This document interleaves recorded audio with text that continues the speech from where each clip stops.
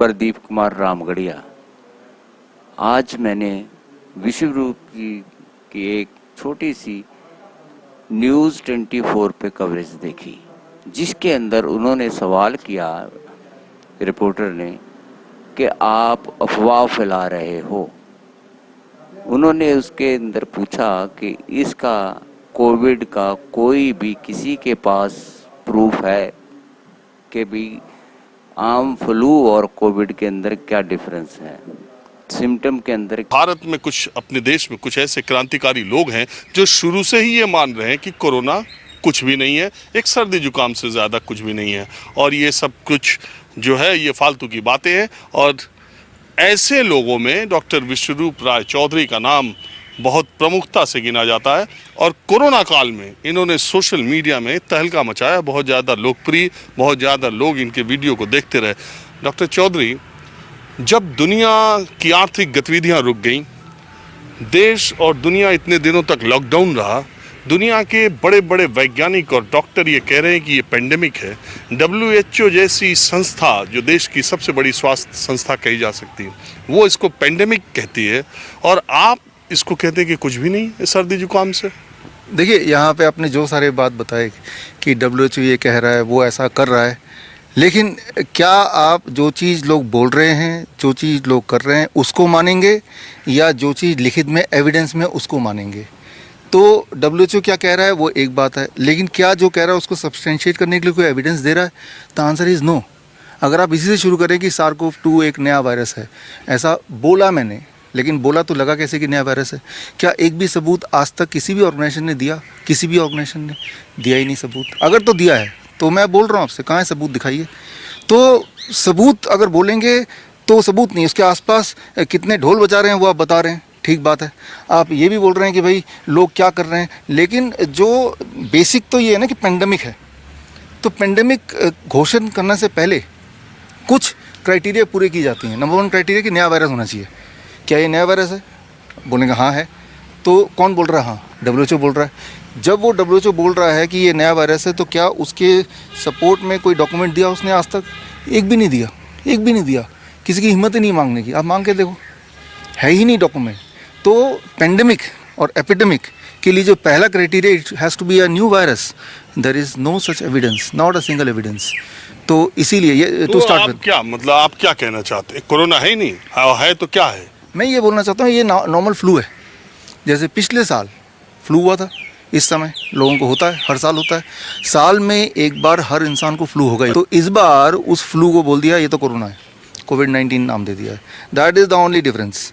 Otherwise I cannot see even a simple difference. क्या आप differentiate कर सकते हैं कि ये कोविड का पेशेंट है या फ्लू का पेशेंट है? अगर तो डिफ्रेंशिएट कर सकते हैं, वो डिफ्रेंशिएशन क्या है कोई बता दे। अब तो आप बोल रहे हैं कि लाखों केसेस हो गए हैं, 46 लाख केसेस हो गए हैं। तो अब इतने कोरोना के पेशेंट को देखने के बाद आप ये डिफाइन कर सकते हैं कि कोरोना के पेशेंट में एक ऐसी चीज़ ऐसी है जो उसको फ्लू से जूझा। क्या चेंजेस है? और कोई नहीं। लेकिन ये रिपोर्टर सवाल पूछने तो चला, लेकिन इस रिपोर्टर की बेवकूफ़ी देखिए। पहले तुम उसके बारे में पूरी नॉलेज हासिल करो। जब ये टेस्ट किट बनी 2017 के अंदर, उस टाइम क्या उनके पास कोविड का पेशेंट था? उस टाइम उन्होंने कोविड को टेस्ट किया था कि भी हाँ ये किट बताएगी कि ये कोविड पॉजिटिव है। और उस टाइम 2017 के अंदर बनने वाली किट के ऊपर COVID-19 लिखा जाता है। और हिंदुस्तान की सरकार 2018 के अंदर वो किट परचेज करती है। क्या भारत सरकार को ये मालूम था कि कोविड के क्या सिम्टम होंगे जो इस किट के द्वारा फाइनलाइज किए जाएंगे? लेकिन 2019 कोविड लिखा गया, लेकिन हमारे देश के अंदर तो कोरोना 2020 में आया। तो COVID-20 होना चाहिए था, नहीं। ये एक सोची समझी चाल थी। और हमारे देश के प्रधानमंत्री नरेंद्र मोदी की, हम ये कह सकते हैं कि कहने को तो मतलब इतना इनके खिलाफ है कि मतलब हम कुछ भी कहें, लेकिन हम सोच रहे हैं कि मतलब इतना गंदा ना बोला जाए। नरेंद्र मोदी जो अपने माँ बाप के नहीं, जिसने अपनी माँ विधवा कर दी, वो आपका होगा? नहीं होगा। सिर्फ मोदी ने ये सोच के गेम खेली कि इसमें फायदा क्या है। 2017 के अंदर इसकी किट बनाने वाले को क्या मालूम था कि कोरोना क्या चीज है, उसके क्या सिम्टम होंगे, उसके कोरोना होने के बाद ब्लड के अंदर क्या डिसऑर्डर होगा, नहीं पता था। मगर ये रिपोर्टर बार बार रिपीट कर रहा है कि आप गुमराह कर रहे हो। इस बेवकूफ को ये मालूम नहीं, रिपोर्टर बना घूम रहा है कि जब 2017 के अंदर ये किट तैयार हुई और 2018 के अंदर इंडिया ने खरीदी, तब इन लोगों को क्या मालूम था कि कोविड-19 के सिम्टम क्या होंगे। इन्होंने कोविड-19 2017 के अंदर उसका कैसे नाम रख दिया?